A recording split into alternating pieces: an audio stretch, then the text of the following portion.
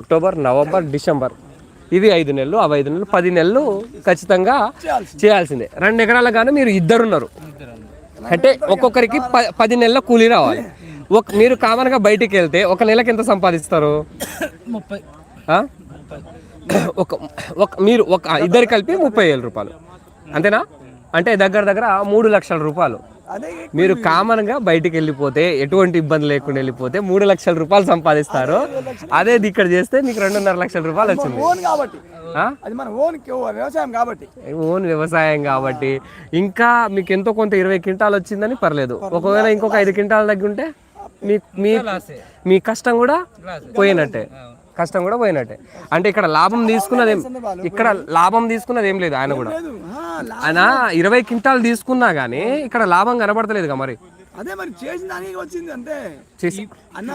చేసిన కష్టమే వచ్చింది, మన పనే మనకు వచ్చింది.